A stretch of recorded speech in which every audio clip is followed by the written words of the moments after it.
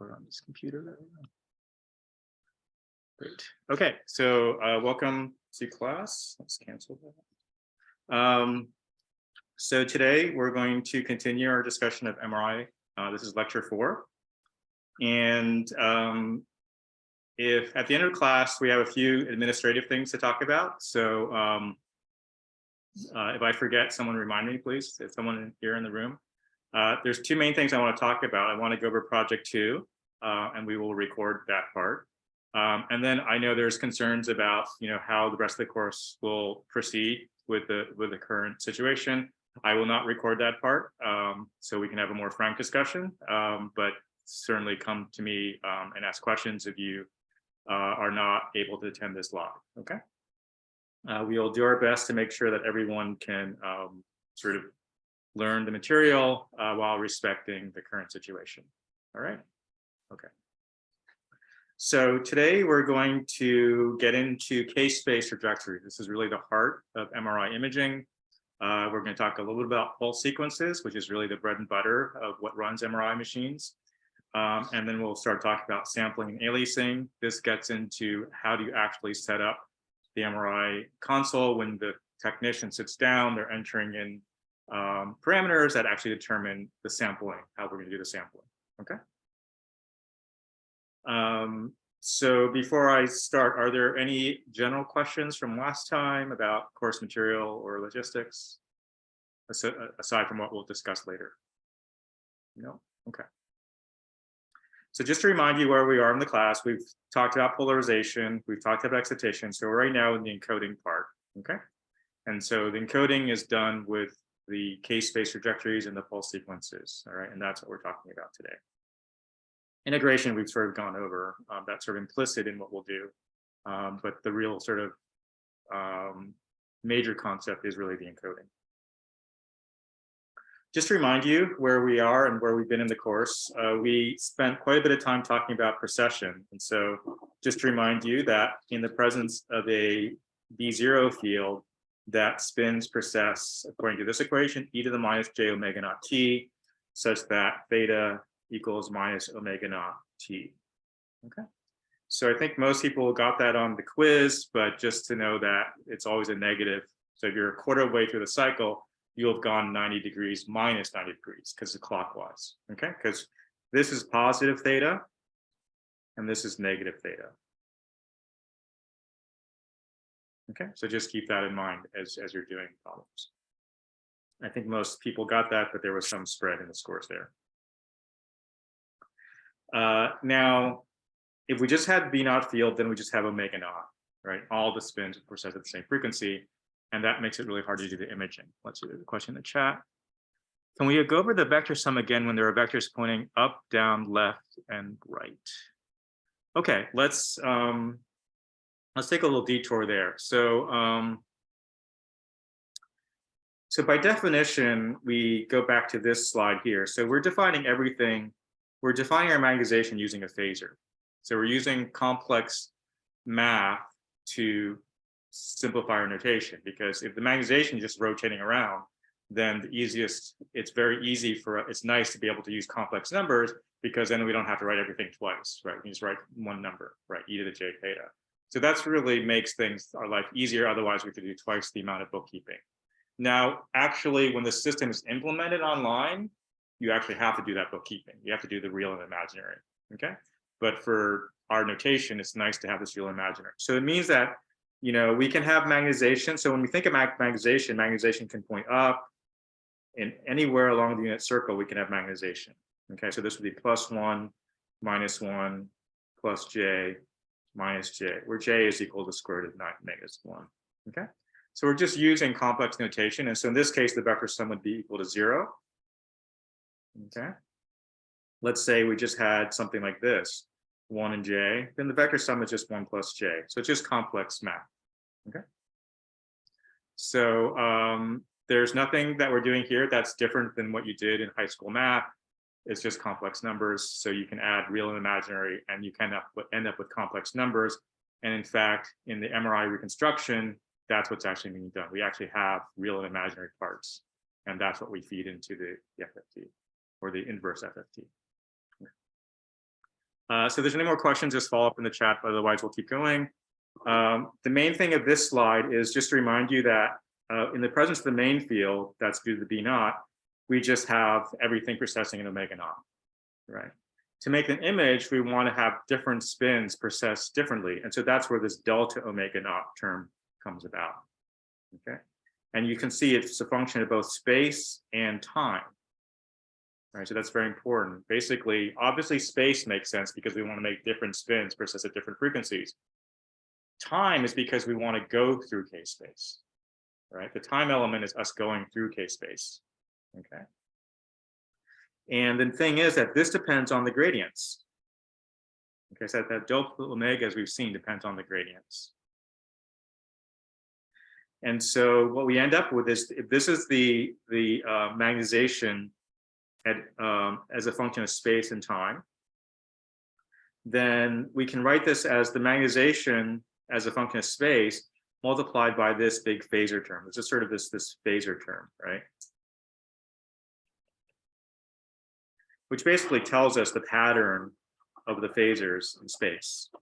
Okay, so we have our magnetization, we're multiplying it by this phasor pattern or term. And so the gradients, essentially, you can sort of, the gradients are determining this phasor pattern, right? And so that's really the key.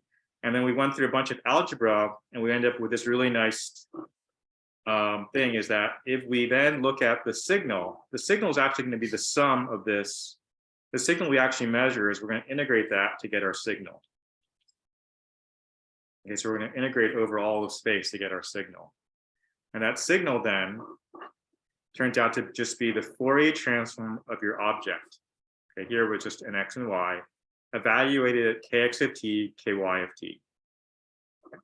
So this means that, and then the nice thing is that kx of t and ky of t are given by these fairly simple expressions. It's gamma over 2 pi times the time integral of gx of tau d tau up to some time t.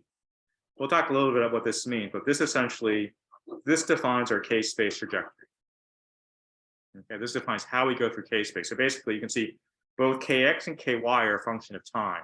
So at every point in time, we are at some location in k-space. And then at another point in time, we go to another location in k-space, and we just keep repeating that.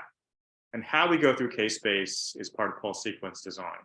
Again, we'll talk about some pulse sequences. We'll cover some in this class, but there's like hundreds, thousands of pulse sequences that you could do. Okay. So just to remind you about k-space, and this is a little related to some of the quiz problems. One of the quiz problems sort of asked you, you were given kx and ky, you had to determine the spatial period. So you could just enter in, what is the value of the magnitude of k is just Pythagorean theorem. And then if I want the spatial period, right, then it's just 1 over that. Okay, so that problem is fairly straightforward if you just apply this formula here. All right. And then we also talked about k-space. And every point in k-space, the brightness of k-space means that there's some component in my signal that can be represented by a spatial pattern that corresponds to that point in k-space. So for example, this image here has very little energy out here. Okay, so it doesn't have much high frequency component. It has some, but it's on this scale, there's almost no component here. It has a pretty big component at the center, which we said is the area of our object. And it's got, like, if I would represent this, maybe this has some spatial pattern like this, and this would have some spatial pattern at even higher frequency, right? And here, once again, this would be a spatial pattern like this, and this has a spatial pattern at even higher frequency. Okay, so every point in k-space tells you how much of that spatial frequency do you need to put into your image. Okay.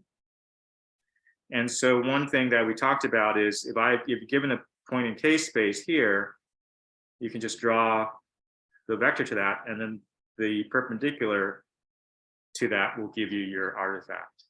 Okay, so if you just use this simple rule on that problem, it's pretty obvious there's only one solution if you apply this simple rule. Okay. So I think that covers most of the things that came up with the quiz.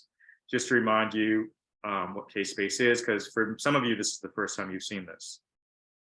Okay, so now we're going to actually go into building up intuition about k-space trajectories such that we can start actually creating an MRI pulse sequence.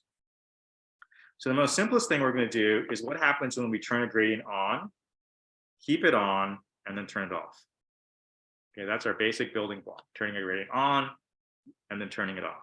Okay, so we assume at the beginning of t equals 0, we assume we're at the center of k-space. We've just excited the magnetization, so we start off here at the center of k-space. Okay, here I applied a gradient only in the x direction, right? So I'm only going to create spatial variations along the x direction here. So I'm not going to do anything up along the ky axis here. I'm only going to move along the kx axis here, right? And remember, as time goes on, these spins get more and more out of phase, and they create higher and higher spatial frequencies. So that's why as I go along here, I'm moving along here in k-space. Okay. And if you think about this, our expression is kx of t equals gamma over 2 pi time integral of gx of tau d tau. So that means if I want to know what my value is at time t1, I simply integrate this area, right? And multiply by gamma over 2 pi. If I want to know what the value is at t to 2, I integrate this whole area and multiply by gamma over 2 pi. It's essentially the area under the gradient, right? And so as we're moving on k-space, you can sort of see here, I'm at kx equals 0. All the phases are the same, right?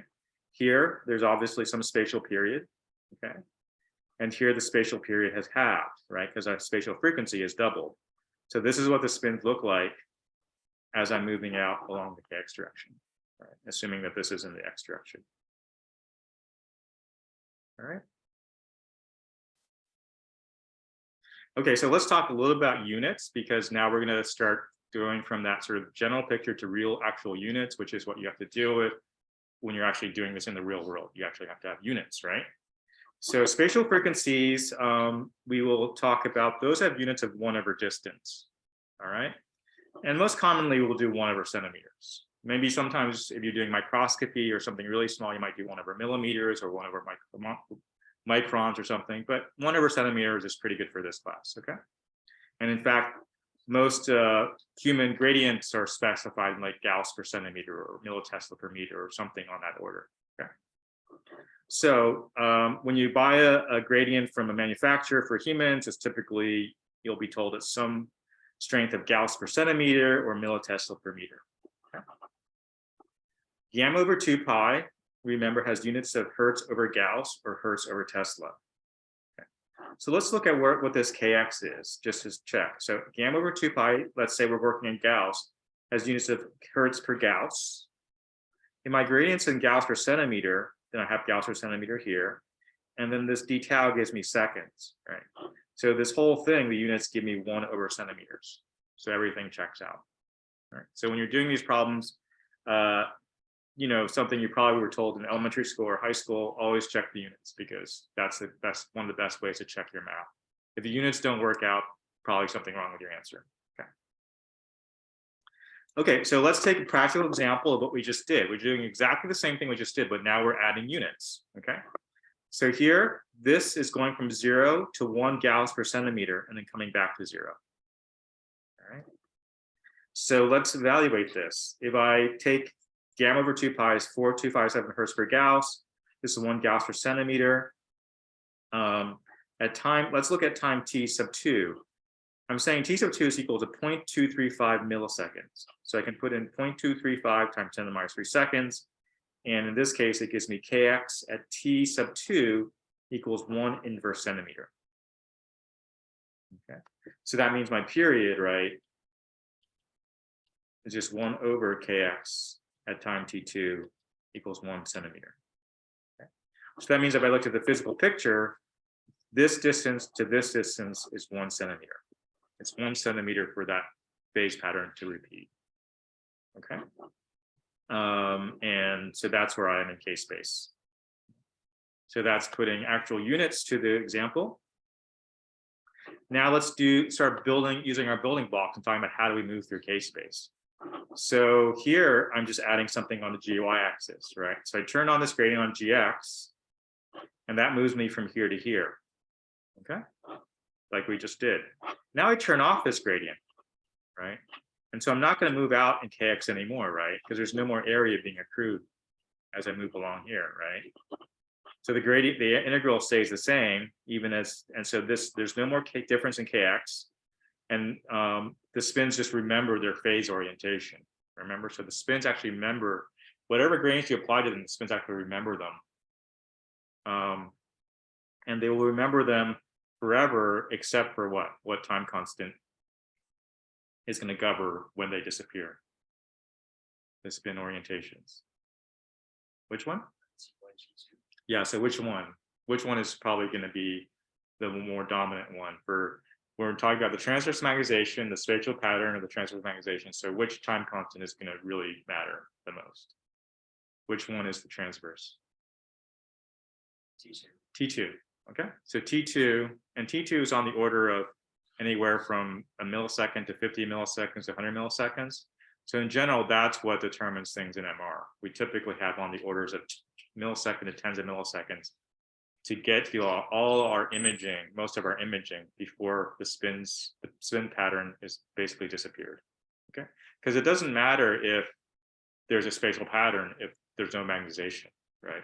Like 0 times any spatial pattern is just 0. So there's no magnetization, net magnetization, then there's no spatial pattern to worry about. Okay, so we need to do, if we're playing this out, we need to do that much faster than T2, okay, or on the order of T2. So now the GY gradient has been off, right? So we haven't moved anywhere in KY, so because the integral of this is just 0, right? But now we turn it on, right? And so now we start moving along this direction in the KY axis. So you can sort of see these two gradients together allow us to move to some location in KX and KY. Right. So let's do an example of that.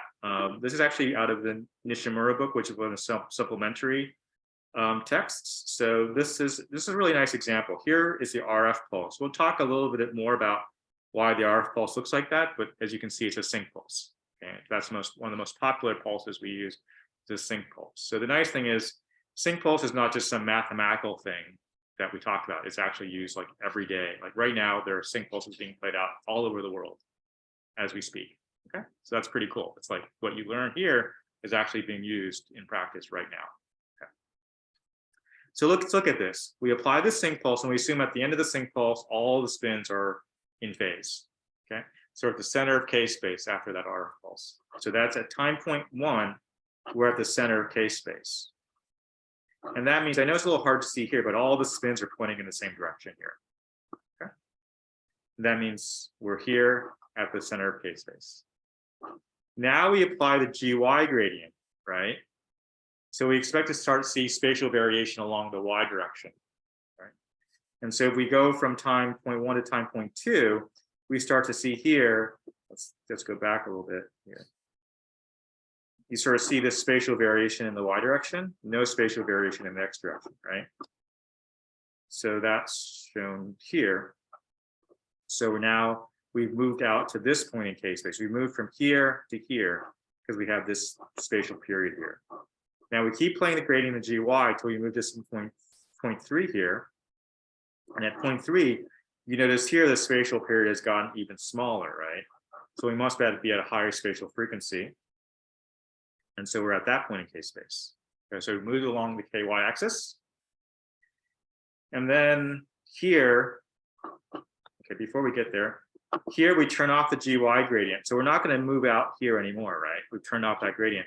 Now we're going to go from point 3 to point 4, and we've turned on GX gradient, and it has the same area as the GX gradient, right? The GX gradient here has the same area as the GY gradient. So we expect that however much we move this way, we should move the same amount this way, right? And now this is going to start applying. Notice that if I have this variation this way with this period, now I apply the same variation to this one, and so does this have sort of similar period from here to here, right? And that gives me this, whoops, what's going on? Oh, I'm going the wrong way. All right. That gives me this diagonal pattern, and I'm out here in K space. Okay. So this sort of links, this is the pulse sequence. This is the K space trajectory. This is K space and showing you how you're moving through K space. And these are the phasor patterns. So everything is there together. Yes, question. So second one, how does that? I understand there's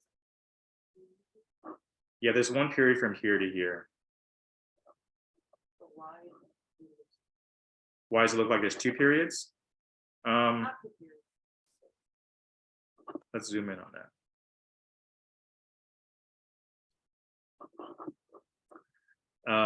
So here the spins, these spins are pointing this way, right? And these spins are pointing this way. And these spins are pointing this way. And this one like going like this, and these spins are going like that. So if you zoom in on it by yourself after class, you can sort of convince yourself that the period goes from here to here. That's how, because the distance to go from here to here is one period. Yeah. Sorry, it's a little hard to see on this, but it's, if you zoom in on the PDF, you'll see it. Yes, does that answer your question? Each arrow is... Yes, each arrow is representing the phase of a spin at that location. Yes, e to the j theta at that location, right? So every spin has some e to the j theta that depends on x and y. Right. But the overall spatial pattern, how it varies over space, that's what we're determining by the gradients. Okay, so this spatial pattern, we can look at each spin, but the thing to remember is it's really not any one spin. It's really the spatial pattern of all the population of spin that determines where we are in k-space. So we want to look at the overall, how long does it take to repeat this pattern over space? And that will tell you the spatial period. Okay. So if you look at any one spin, you can't really tell. Okay. Does that answer your question? Somewhat closer? Yeah. Okay. If you have more, just follow up. Yes, question. With the fourth pulse a little bit lower, third, because you turned off first pulse and it needs to be relaxation. That's a great question. There will be relaxation from here to here, but it won't change where you are in k-space, right? It'll change the magnitude of the image, the magnitude of the magnetization, but the spatial orientation will still be the same. Yeah. So, yeah. Okay. So that's actually good, because that means that this all can work. So what it turns out is that, just to give you a highlight what happens, let's say my object was a rect function, right? And then ideally I would measure a sinc function as my MR signal. Okay, and we'll show an example there. Now this is decaying, so actually what I measure is a sinc function that's exponentially decaying. So I actually have to multiply this by like an exponential. That's actually what I measure. Okay, but we know that if I multiply in one domain, this just means I'm going to have a rect convolved with the inverse Fourier transform of my exponential. So we can sort of model what the effects are going to be. Okay, so we're still going through k-space, but just the signal we measure at each point in k-space is decaying away. Okay. So the order, if you do gy or gx versions. It does, and we'll see some examples where there is some. In fact, in a lot of imaging, we go through kx much faster than we go through ky, and we'll get to that in about 10 minutes probably. Okay, so it actually does matter. It doesn't have to matter, but in practice there is a difference just because of how people have decided to do MR imaging. But you can also do it. So we'll look at examples where it matters, and we'll look at some example where it doesn't matter. Okay. All right, those are great questions. Okay, so no more questions on this. We'll move on. Okay, so this is a movie I'm going to play that actually is a zoomed in version of what we just looked at, which is you're going to see we're going to start off at the center of k-space, and this movie is on Canvas, so you can download it and play this as much as you want. But as you can sort of see here, we're going through ky, right? And now we start adding some kx variation right here. That's where the kx is coming in.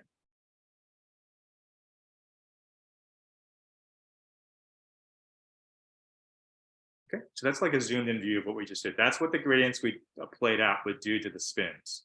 All right, so notice we're going to get to some spatial period in ky, and we're going to hold that, and then we're going to start adding spatial variation in kx. And that takes us from a pattern that's just this way, and it starts making it more diagonal. Okay, so I'll play that one more time, just so you can sort of see. So we're adding spatial variations on y, and we keep adding spatial variation in y until we get to some point here, here, here.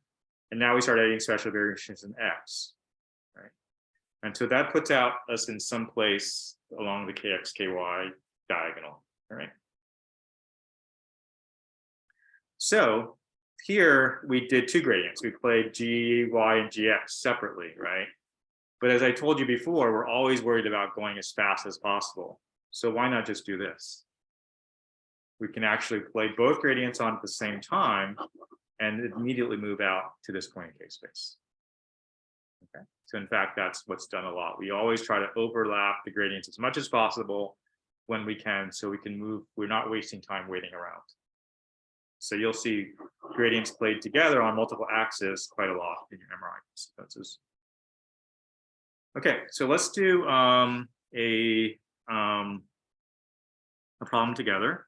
So this is multiple choice, so we'll open up a poll online, and then in class you can just sort of say what the answer is. Let me open this. So arbitrary multiple choice, launch it. So here's the question. You want to move out to some place kx equals 1 inverse centimeter, kx equals 2 inverse centimeter. You have 1 millisecond to do it. You can assume gamma over 2 pi is 4,000 hertz per Gauss. What gradient amplitudes do you need to get out to this point in K-space? Okay, so let's take a few minutes so everyone can sort of go through that, and feel free to talk to your neighbors. This is meant to be collaborative. Obviously, if you're online, I guess you can certainly chat to someone else or chat to the group. It's fine. Everyone can work together.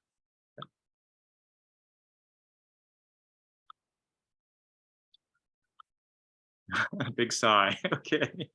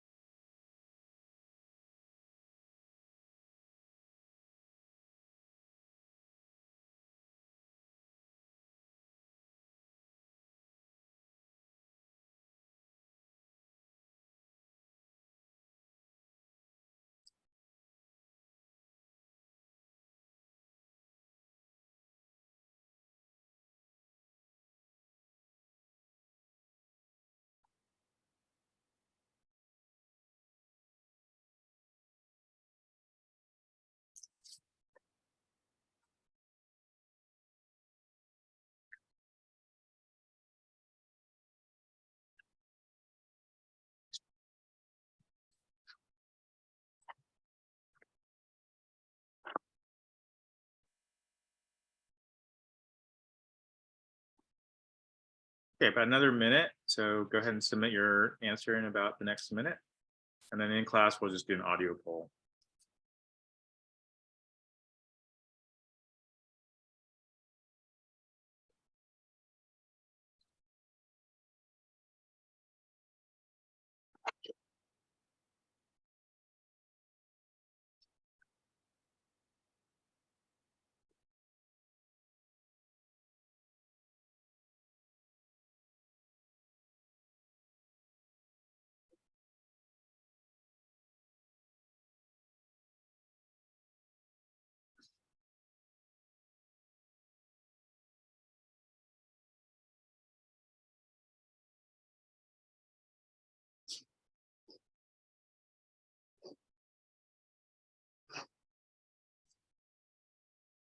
Okay, so let's take a poll of everyone in class. So just on the count of three, just as loudly as possible, just yell out what you think the right answer. Okay, 1, 2, 3.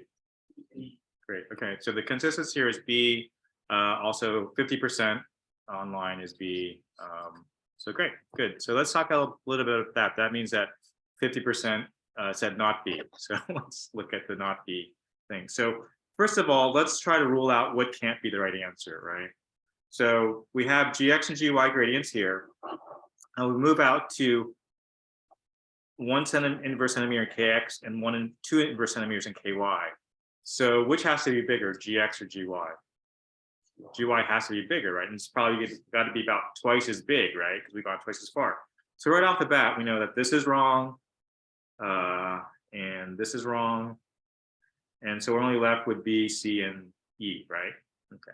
So luckily the units are fairly, so we know that we just get everyone else, all these other answers could be right, because this is double this is double, and this is double, right? So those three remaining answers could be correct. So we just have to figure out one of them, which one is correct. So let's just figure out the gx. So we're just saying that 4,000 hertz per Gauss times the area, which is gx, times 1 times 10 to the minus 3 is equal to 1, right?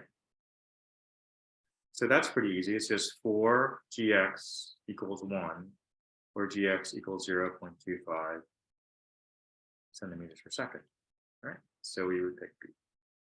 Right. So in fact, almost all although things can get pretty complicated, almost all calculations come down to something that simple. Okay, it's just area. We're always just giving the area, and that tells us where we are. Any questions before we move on? Great.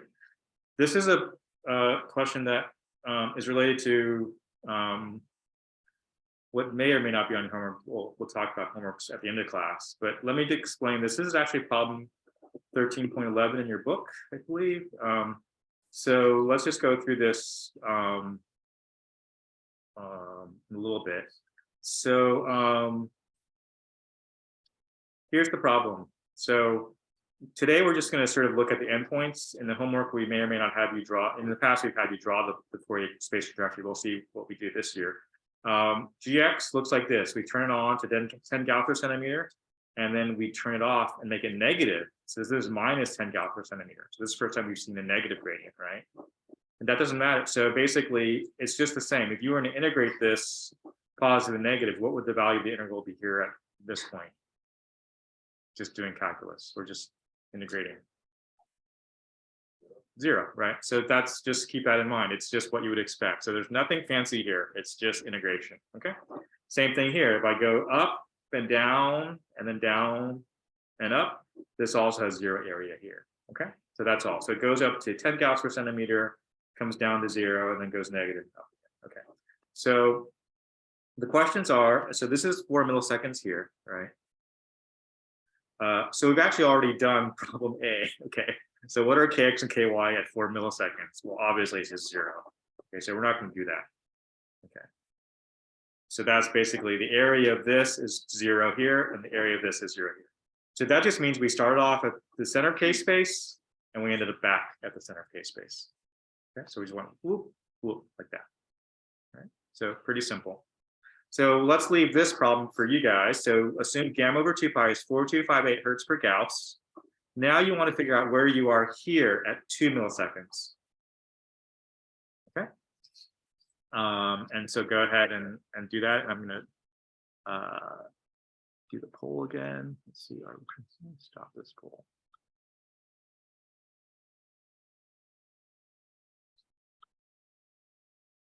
I'll relaunch poll. Okay, so that poll is open online, and in class, just go ahead and discuss.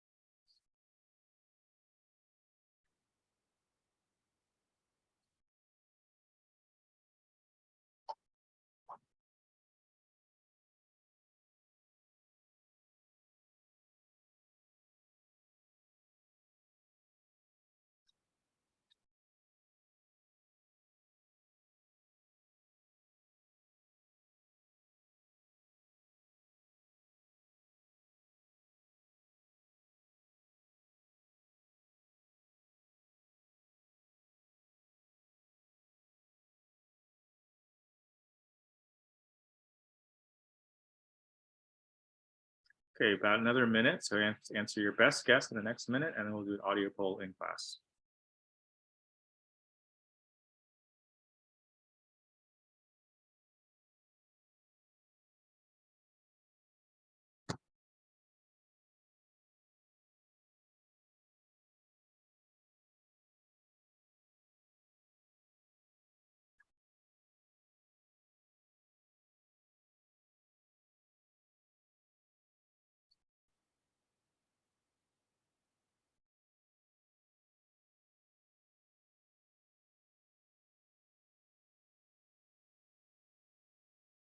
Okay, great. So let's sort of check in class. So on the count of three, just yell out your best guess at what you think it is. Okay, 1, 2, 3. Okay, so I heard D and maybe some A. Okay, so that's good. So let's take a look at it. So first of all, how does the area of GX compare to the area of GY? What's the relative ratio of these two areas? Anyone?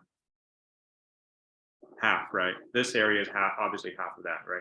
So all these answers could be correct, right? Because KY is half of KX, right? So there's no easy thing. So we just have to grind through it, okay?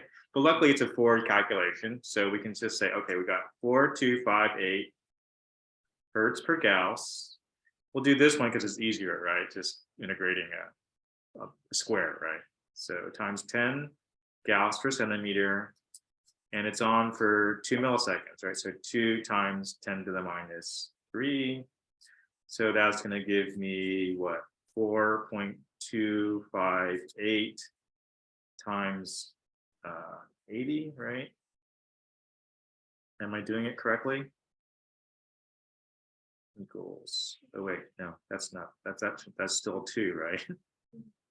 Oh, wait, there's another 10 here. All right, so it says times 10, so it's 42.58 times 2, right?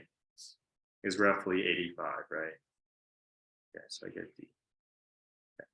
So as you can see, it's just math, but you know, you do need to do your math correctly. Okay. All right. So let's check a little bit about what these gradients, where these gradients look like, and then in your homework you may or may not be doing this. So let's see. So let's look at where we are on KX. So we go from 0 to 2, and then 2 to 4. Those seem like to be the main points, right? So what is this gradient? What does the integral of this gradient look like during this period here? What's the cumulative integral look like? What should I draw? What should I draw from 0 to 2? It's the line, right? Yeah, and that line goes up to where? 85, right? That's what we just calculated, right? Yeah. And then what does it do? This goes right back down to, we know it has to go back to 0. That's pretty easy. Okay. The other one's slightly more complicated, but not as hard, right? So 2, 4. So now there's obviously something happening at 1 and 3, right? Okay. So so we know at 2 we have to end up at, somehow we have to end up at 42, roughly 42, right? We know that, and we also know at the end we have to end up at 0, right? That's all we know, right? So now what does it look like in between? So what should it look like roughly? And we're just looking for a rough idea of what it should look like. What should it look like from 0 to 1? What's the integral of something like an x? Like if I told you to integrate x, what would be the integral? Like give me like what's the integral of x? X squared over 2, right? So we know it's going to have some sort of x squared sort of looking thing, right? And it's probably going to go halfway, so this is going to be around 21, right? And then here you have to figure out, that's obviously going the other way, so it's probably going to have to curve over like that, right? So that's just still first, that's just first year calculus still, but it's just a little more algebra, okay? And then obviously it's going to go like that, right? Okay. So that's sort of getting to slightly more complicated case-based trajectories, but still well within the realm of what everyone in this class can do. Okay.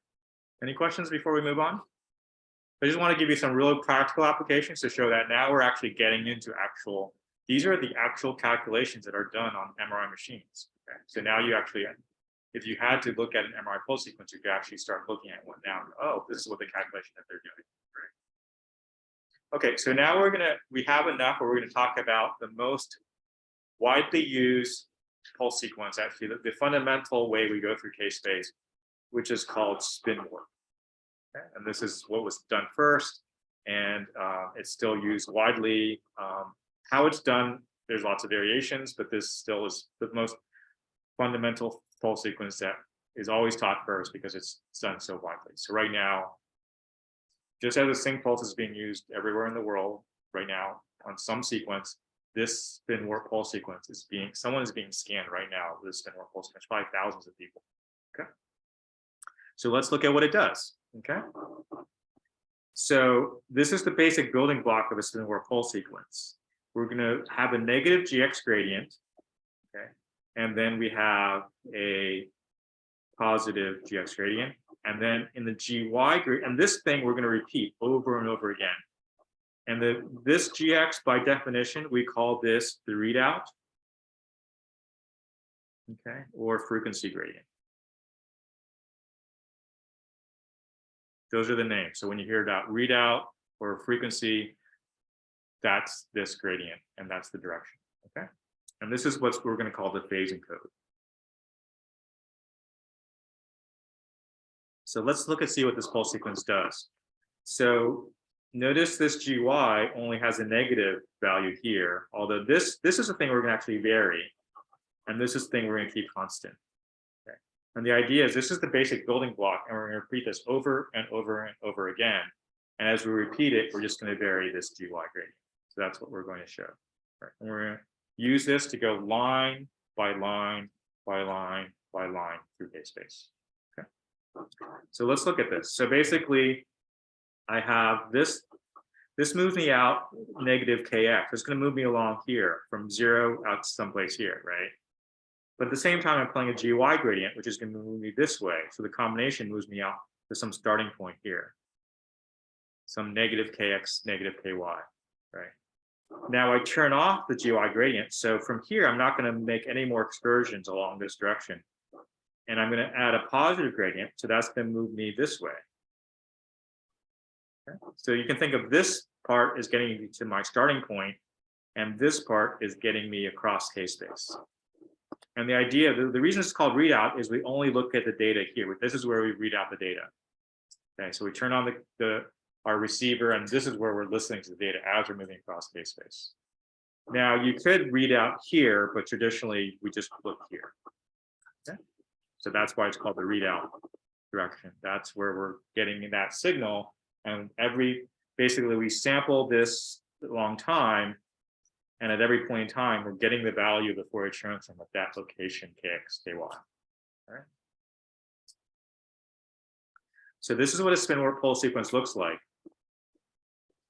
Now we're showing the RF pulse. So at every RF pulse, we're starting the magnetization at kx equals 0, ky equals 0. And we're going to, in this simplified picture, you can just think of at every RF, we're just starting back with the center of K-space. In reality, there's lots of complications, but for today, it's just center of K-space after every RF. So after every RF pulse, we start off the center of K-space.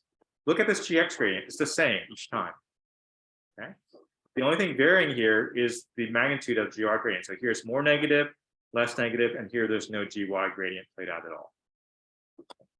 So that first gradient takes us out like that to some starting point. The next gradient doesn't go quite as far off, okay?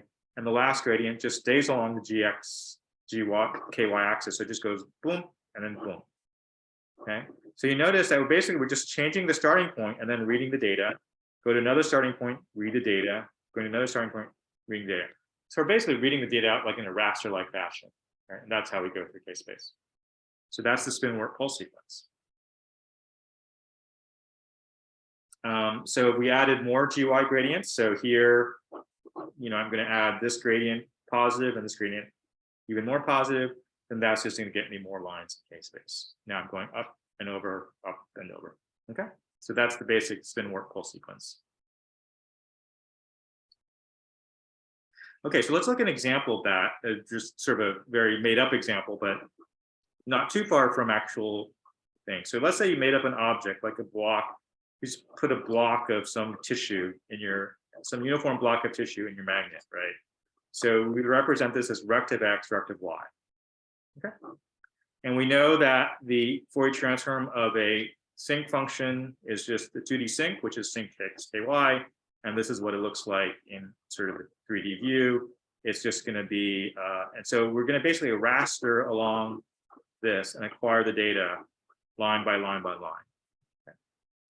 So this is just a simulation where you're going to see, this is the object. This is going to show you like what each line of the MRI signal would look like. And then here, we're just going to build up the K-space data. So let's just play that movie.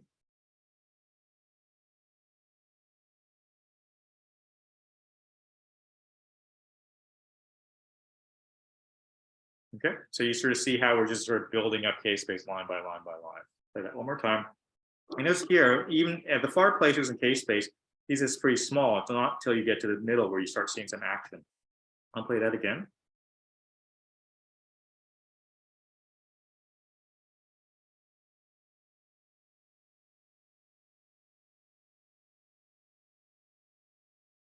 Okay, so that's basically a simulation of a spin wall sequence acquisition. Go ahead, you had your hand up first. Yeah, if I'm getting this correct, does this mean that for points that are closer to K-space, since GY and GX are like kind of related to each other and it goes out in like a diagonal, as you get closer to 0 in K-space, you have less like the width of X that you're scanning across is shorter than out at a lower value.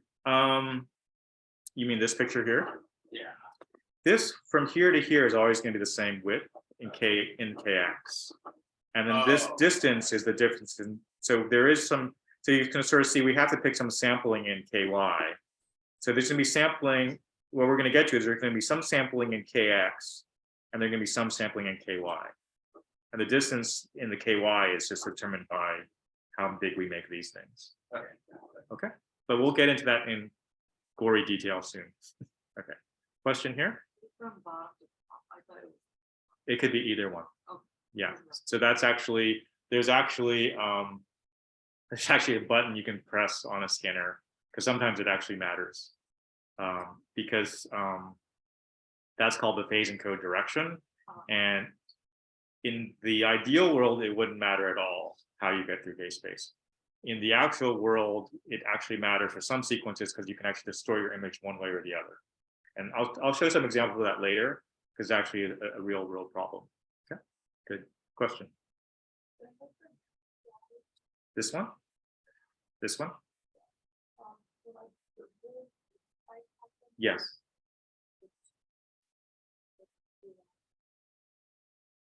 Yeah, so that's when we're going right through here, right?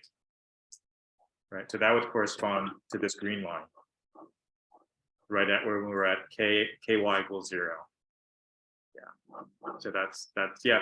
So this is the cool thing about MRI. You can sort of start putting all these things together, right? It's like you got this Fourier transform, but actually, if you were to actually look on the oscilloscope, you would actually see, oh, at that line, boom, all of a sudden you get this big sync.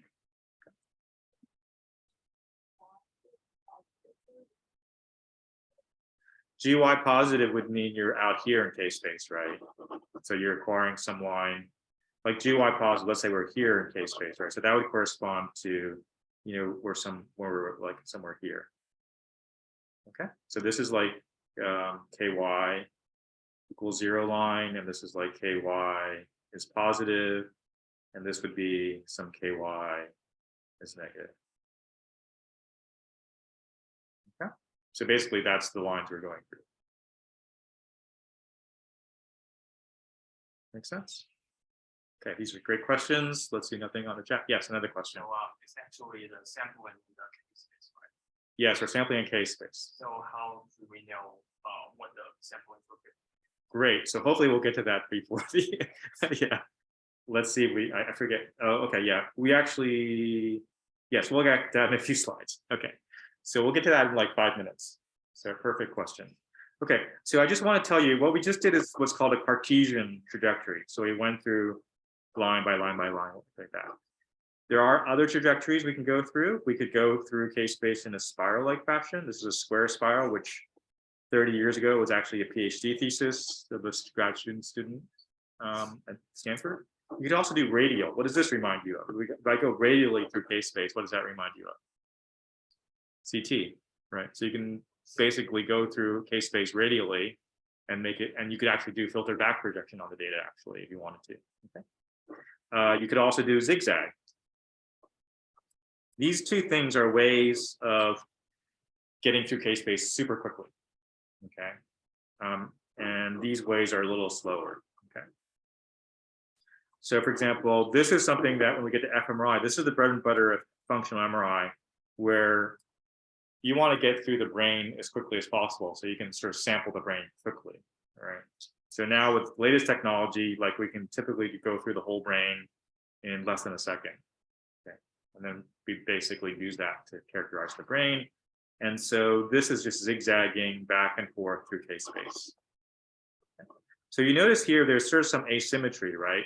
This is Kx and this is Ky, right? So there's already this asymmetry where if you look at the Kx, and this is something hopefully we'll have you do on the homework, is that basically this Kx, this is the Gx gradient, the frequency gradient, this is the Gy. And you notice that this is the pulse sequence that sort of, this is up and down. So the up gets you this way, the negative gets you this way. So that's this back and forth, back and forth, back and forth, right? This one just has like these little blip. So that just moves you along from line to line to line to line. Okay.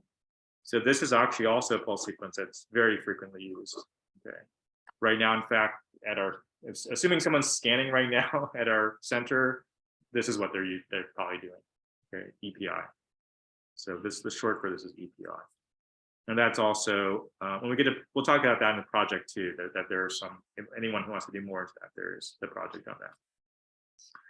Okay, so one sort of cool thing about MRI is that the gradients sort of switching on and off, basically, and this movie is on canvas, so I'm not sure I'll play the whole movie right now. But the gradients are switching on and off at audio frequency.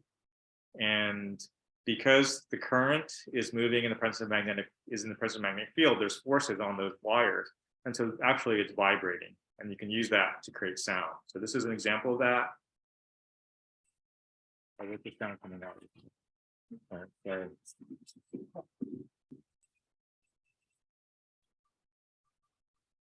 so you guys can hear it in here, right? I think everyone can hear that, right? The problem with fMRI is synchronization of the stimulus with the scans. Imaging Research Center has addressed this problem by requiring the gradients themselves to issue audio prompts to the subjects. Sound files can be directly recorded into the SGI. A C program is written to store the file in an array. It is then downloaded in real time into the gradient waveform memory using the pulse program shown here. Only a few lines of pulse program code are necessary to output the array to the gradient waveform controller. Shown here on the oscilloscope is an example of the current output of the gradient amplifier of the digitized bagpipe sound file. Here's a view of the Bifid television pulse programming tool showing the 32 kilobyte digitized waveform of the Stratus bagpipes laid out on the slice selection grid.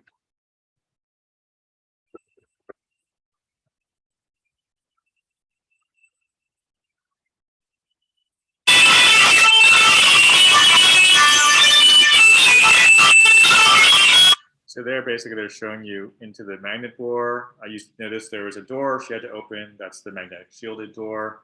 Those doors are really expensive. There's like $10,000 for that door because it has to be really designed very well. So the sound is coming out of the magnet board right now.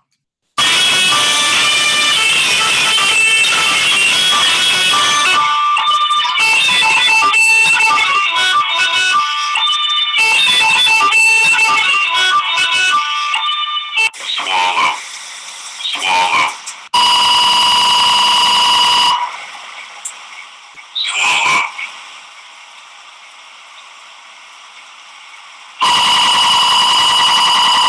Yeah, so basically the magnet is saying swallow, okay? And then what you're hearing is That's that readout gradient going back and forth.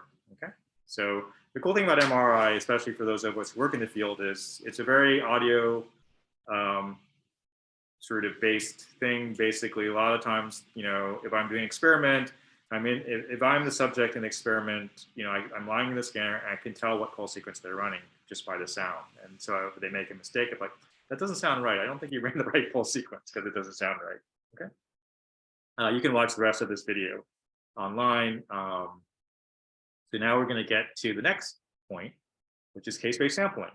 So we're sampling in case space, but we want to create an image in image space. So we're going to talk about a few parameters that are going to be the governing parameters.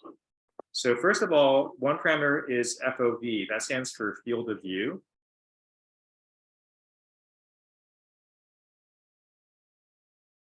Okay. And this is something you enter into the console. You have to tell the scanner how big is your object. Okay. So what's the smallest square that's big enough for your object? So that's going to be, you're going to enter in, like in image in 2D, there's going to be an X field of view and a Y field of view. Okay. The other thing you have to enter in is the resolution. So the delta X, delta Y, like how many pixels do you want? Okay, across this field of view. Do you want 64 pixels across your field of view, or do you want 128 or 256? So the delta X could also be, you could think of delta X is equal to your field of view of X times the number of, we call them voxels typically. Okay, so voxels is sort of the volume, but pixels is also, you know, you're looking at an image with different pixels. Okay, so those are the parameters we have in terms of the image. Okay. So what that does is, this is what the technician or the physician will enter in, something that controls these parameters. Then behind the scenes, you have to figure out delta KX, delta KY. That's how finally you sample in the KX and KY direction.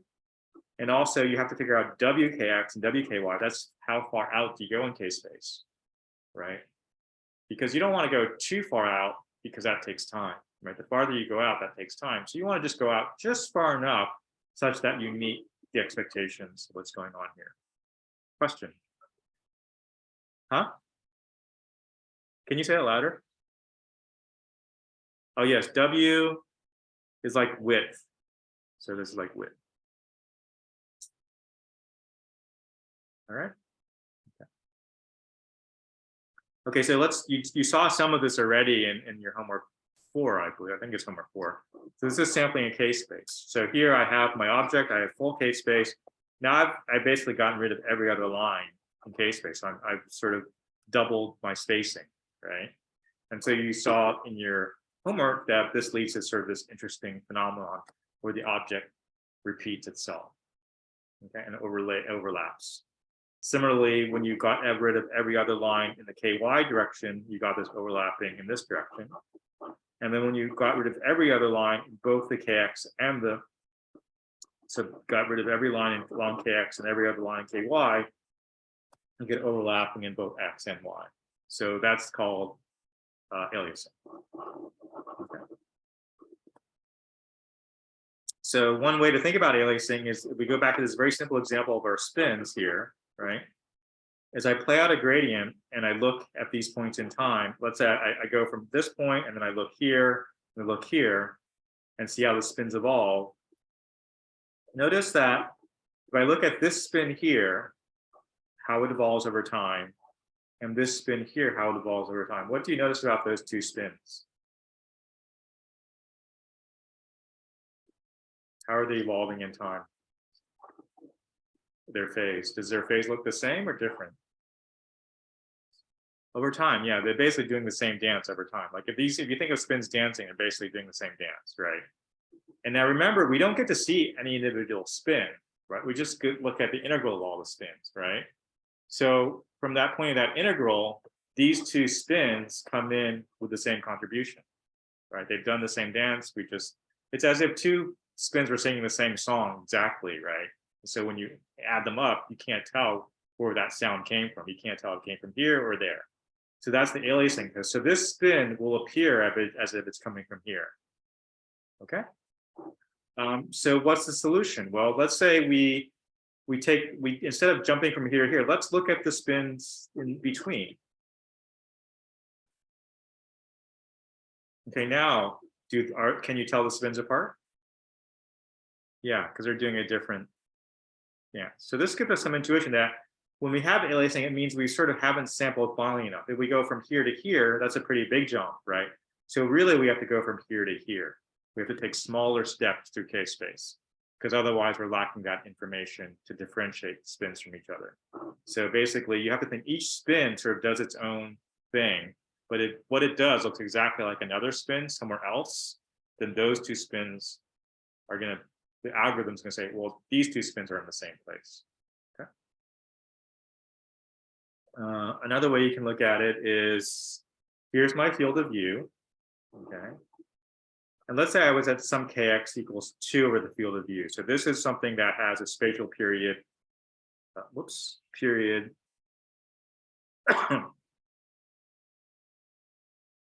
It's FOV over 2, right?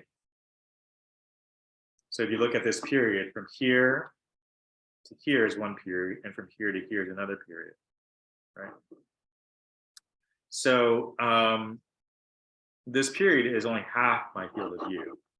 So that means that this phasor multiplies this, but how it multiplies this is basically the same way it multiplies this. So both these halves of my object get multiplied by the same phasor pattern. Okay, so that sort of, when they go into the integral, they don't, I sort of can't tell whether it's from here.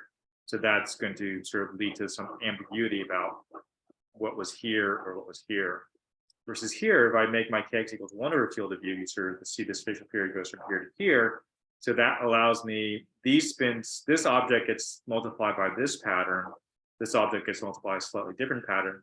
That allows me to sort of distinguish these two parts of my object. Okay. So that's sort of an intuitive view of aliasing. What we'll spend the rest of the class on is actually relating it to the Fourier theory of sampling, and then coming up with some design equations that you can use. All right. So the process of sampling is pretty simple.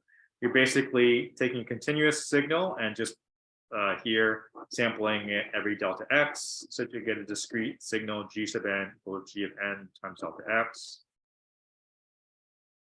The way we do that mathematically is with a cone function. Remember, that's just a sum of shifted Dirac delta functions.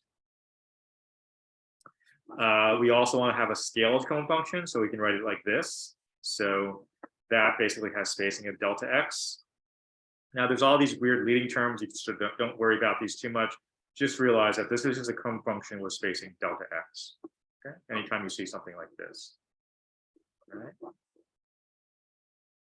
And the nice thing is the Fourier transform of a cone function is just a cone function. So that's easy to remember. So that means if I take a cone function that has a spacing of delta x, I'm going to end up with a cone function in k-space that has a spacing of 1 over delta x. All right. So that's shown here. In my image domain, I'm delta x. In my Fourier domain, I'm 1 over delta x. Okay. That means if I sample more finely, if delta x gets smaller, then in k-space, things get bigger.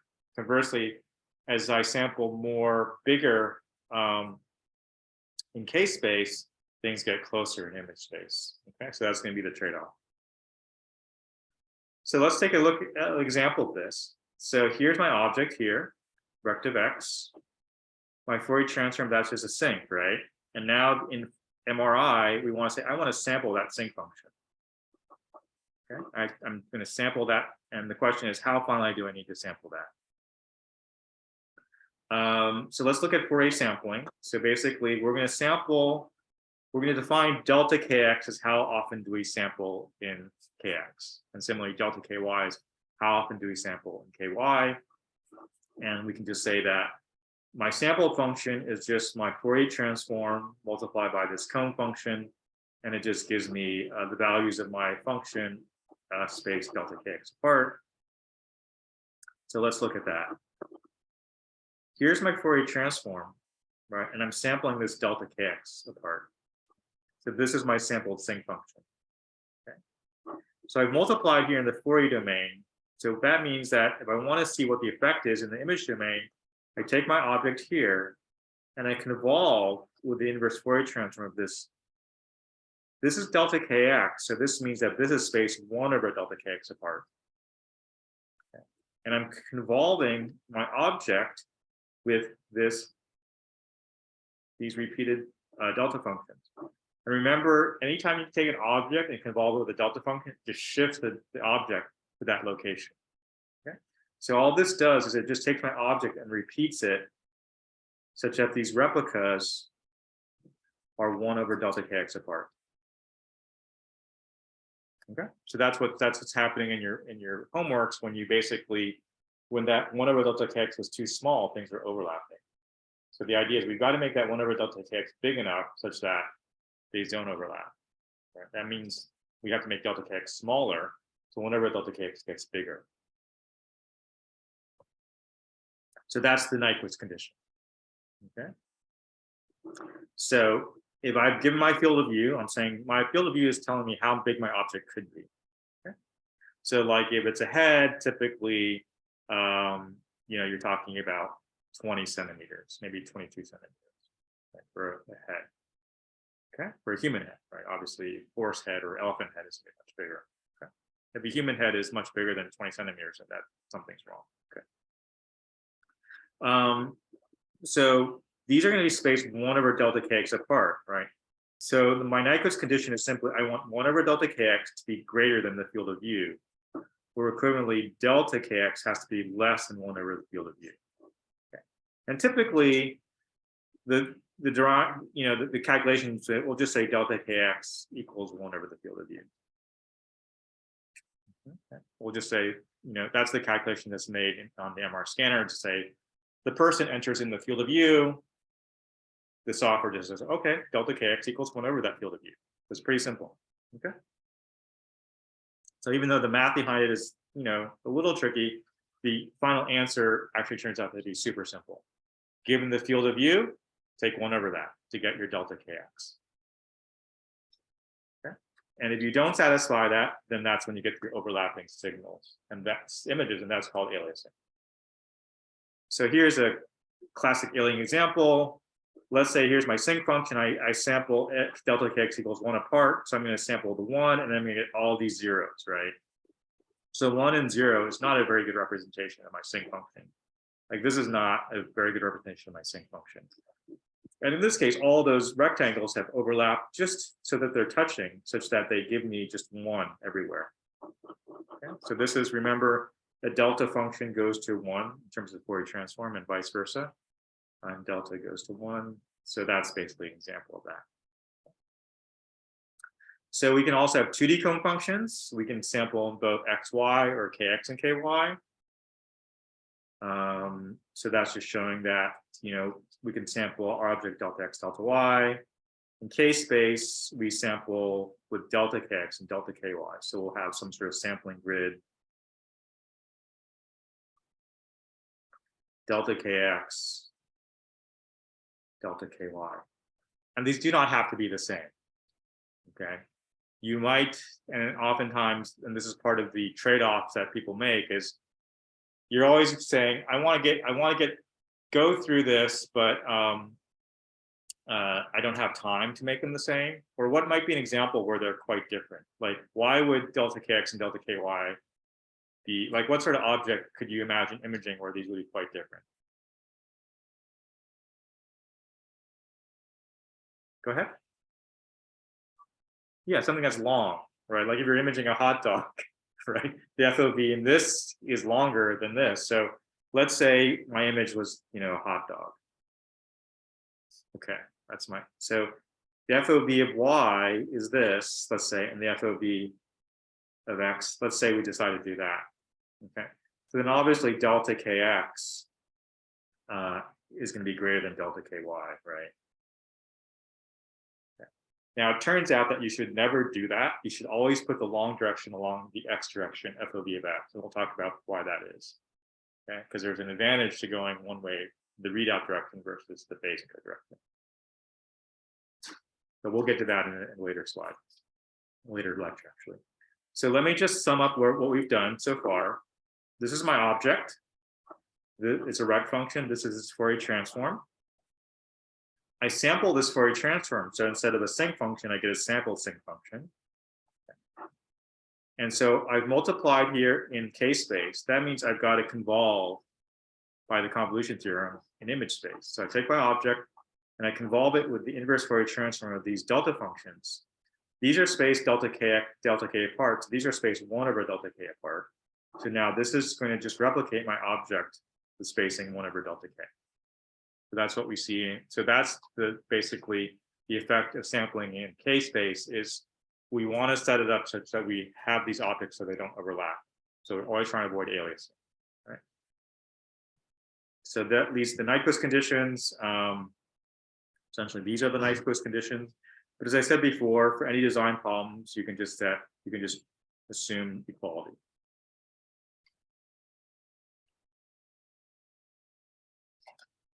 Okay, so these are the first set of design equations that we'll use. Okay. And then in the last 5 minutes, we'll hint at the next set of design equations, which are also super simple. And then next on Wednesday, we'll actually show how to apply these design equations to an actual pulse sequence.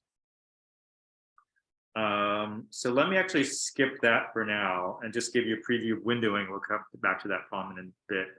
So the other thing we have to worry about is how far out do we go in k-space?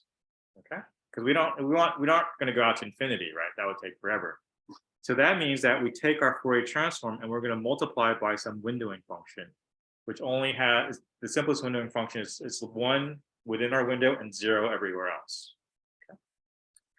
And since we multiply in the Fourier domain, that means we're going to convolve in the image domain.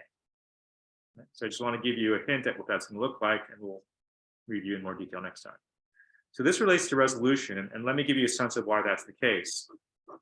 Let's say this is my object, okay? And it's got some Fourier transform, which is a 2D sinc function. Okay.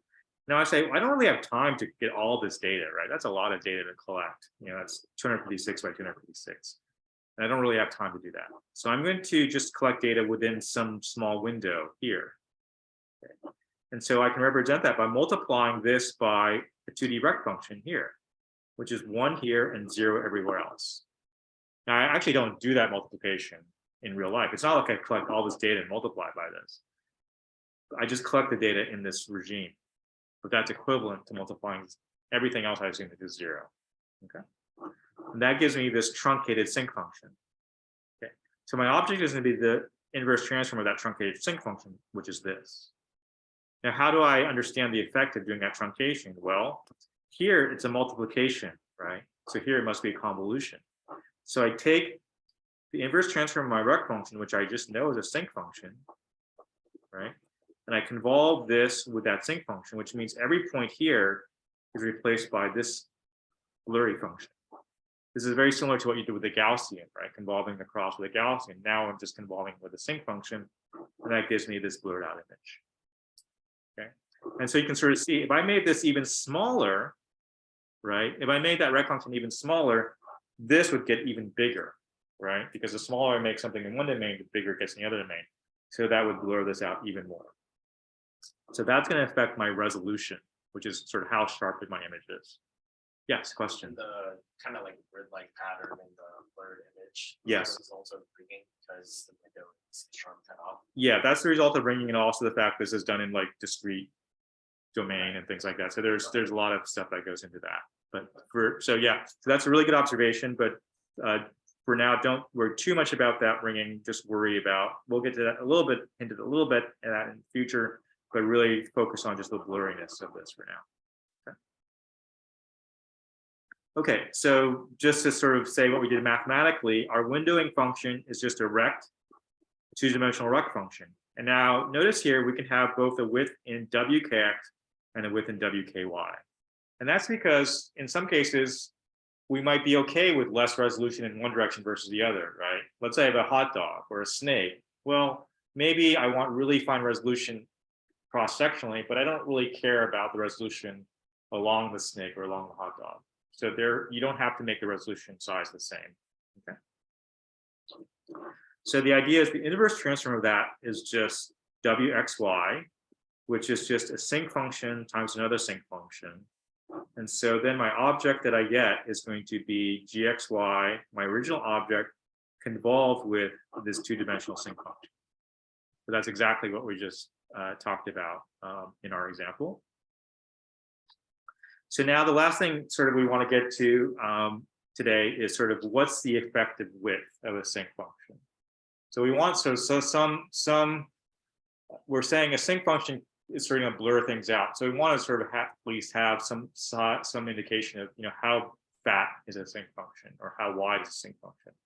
So the way we define that is something called effective width, which is basically here's a sinc function, right, which goes on forever.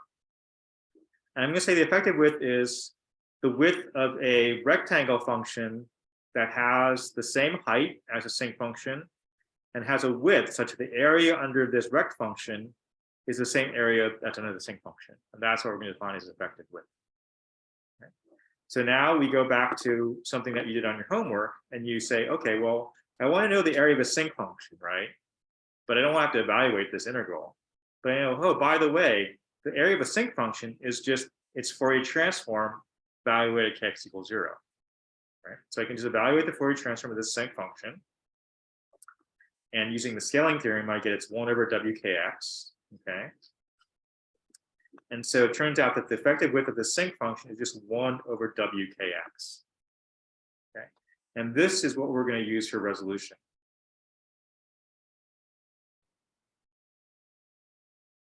Okay, the effective width of our sinc function is going to be our working definition of what the resolution of our imaging is. Okay. So you notice that, let's just check this. If I make wkx bigger, what does that mean? I go farther out into k-space. Okay, that means that my resolution is going to get smaller. Okay. And we sort of saw that already, right? When we look at the Fourier transform. If I only have the center part of the Fourier space, I get a very blurry image. As I get more and more k-space, my image gets better and better and better. Okay. So that's the intuition you want to have. The farther out you go in k-space, the more details you get. The more you shrink and just collect the center part of k-space, you're losing those details and ending up with a fairly low resolution image. Now that might be okay for some applications. Okay, if you want to go really fast, you might be okay with a blurrier image. For example, in fMRI, we want to go super fast because we don't want to take too long. The brain is changing all the time, so we go too slow. That's not good, right? But if we just want a really beautiful image of someone's head, or we want to do a quick diagnosis, then we might be willing to spend more time going out farther in k-space so we get a really high detailed image. In the limit, like you're trying to do fundamental science, people will take like a brain, like a dead excised brain, and put it in a scanner for like 24 hours. Why do they do that?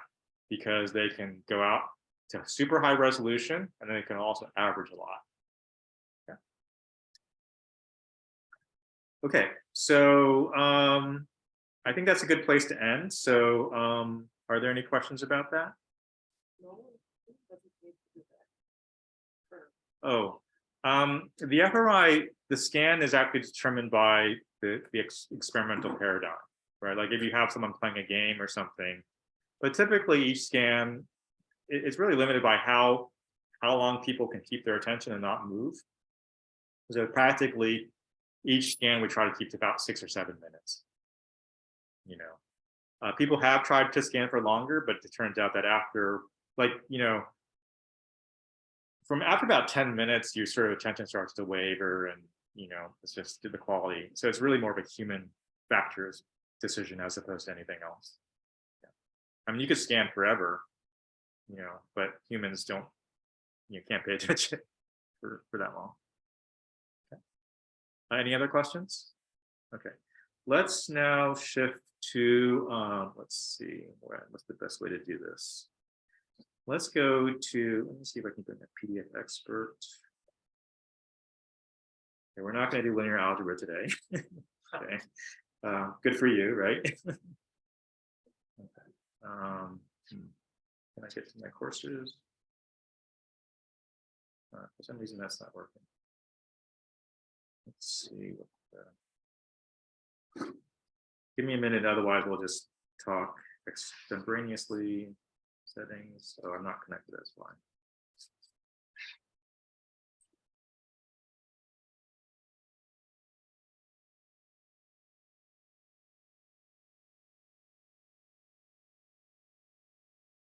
Okay, so anyways, as we're waiting for this, so the main thing is that the project 2 description is online, and so I just want to spend a few minutes talking about that and answering any questions. The general format is the same. Logistically, one issue is that because we have so many groups this year, we are going to switch the, here, let me bring this up. Where are we? 2022, okay. Homeworks, project 2, where is that? Here we go. Okay, so everyone can see that? Good, okay. So let's close that. So basically, if you don't mind staying in your same group, that's easiest for us, but we understand that you might want to change the groups. Now, in this thing, this was, it said to talk to the TA team about changing groups, but because of the current situation, just talk to me about that and I'll send out an announcement about that. So if you want to change groups, that's fine, just let me know, okay? And we'll adjust the Google Sheet for that. The only risk constraint is if you did recorded for project 1, you must be in a live group for project 2, but if you did live for project 1, you can do either live or recorded. So the constraint is you have to do at least 1 live presentation during the course. Okay. So that's that. How come I can't scroll up? Oh, there we go. Okay. We have a little more time during the final. So the live presentations will happen during the final exam period. Okay, so that's a 3-hour time chunk. So since we have a little more time, you can go up to 12 minutes. You don't have to use the full 12 minutes, but if you want, you can. And also for the recording, it doesn't have to be 12 minutes. But just note that when the grading comes, we will only look at the first 12 minutes. Okay, there was one group where we had to tell them cut your recording down. And the way to do that is just, we will only base the grading on that. So in terms of, assuming most groups will say the same, then you can send your group number. You can send it to me. You can certainly copy Jonathan on it, but I'll be looking at this most closely. And send that by next Wednesday at 11 a.m. Okay. You can send it sooner, especially if there's a topic you really, really want to do. It's first come, first serve. Okay. If someone else proposes a similar proposal, whoever proposed it first. Now, the feedback I will give you is I could say, well, you can still do this, but you can't do exactly this. So it's not like, you know, it's going to be hard. Now, I will say one thing. I think for project 1, we had about 6 projects on CNN segmentation of like lung COVID. We want to try to avoid that this time. Okay.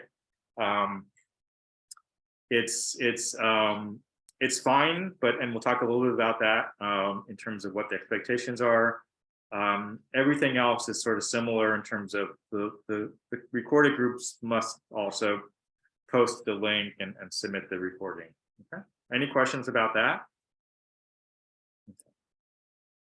So I'm just going to talk a little bit about guidelines, things to keep in mind, and this is a little more extended than what you saw in project 1. It's sort of based on our review of project 1, which we're hoping to finalize that grading by the end of this week. I just talked to Professor McVeigh about that.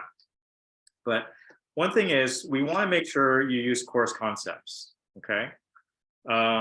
This is obviously a course in medical imaging. And so and the way to understand how we apply this is if I could have understand your presentation without even having taken this course, then probably you need to change the focus of your project. So for example, there are quite a few, especially the ones that were segmentation, where I didn't really necessarily need to know anything about CT to understand about UNet, right? So that would be great for a machine learning course, but quite frankly, you know, you could have talked about segmenting any image, right? So I think just ask yourself that question. Do I need to know about MRI and what we've covered in this course to understand the project? And if not, then you need to have a little more MRI in your project. Okay. So certainly if 80% of your slides are like, say, on UNet, that's probably not the right direction. So there is a component, 20% is sort of, you know, has a component of clear connection to course content. So that's worth about 20 points. The other differentiating factor that tends to be this tends to be a differentiating factor in scoring The other one, obviously presentation stuff is, but the other one that consistently is level of difficulty.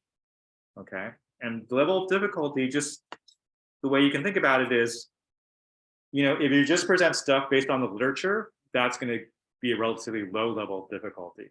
But if you actually went and implemented code or did a theoretical derivation or dug deeper, even sort of into some really complicated thing and explain it really well, then that's going to have a higher level of difficulty. So just be aware that that's how that gets assessed. Background material, don't spend too much time on extraneous, non-technical background. Let's say you're doing cancer. We don't want 5 slides about cancer, okay? Although it's great to know about that, but this is a slide about medical imaging. This is, of course, on medical imaging, not about cancer. So if you are applying to cancer, give us a little bit of background, but don't be spending multiple slides of your precious slide budget telling us all about cancer and how many people have cancer and blah, blah, blah. I mean, 1 slide or half a slide is probably sufficient. We all know cancer is a big deal. We know every disease is a big deal, so you don't have to go into that too much. If you want some examples of projects that scored fairly well from last year, there are examples on the YouTube that you can look at. So any questions about these sort of guidelines? The other guideline is just minimize making general or vague statements that aren't supported by your data.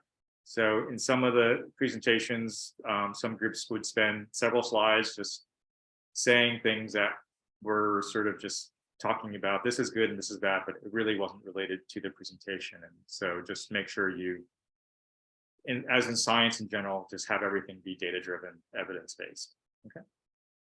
Now you have pretty wide freedom in terms of picking your projects. I've listed here some things here. This is not an exhaustive list. You can find more at the websites. I did notice one thing. You certainly can do deep learning for image segmentation or processing, but pay attention to Project Guideline B if you do something in this area. Okay, just as a suggestion. And I've already given feedback to one group that has submitted something on this, and I just said that's fine, but just make sure it's mostly MR as opposed to the algorithm.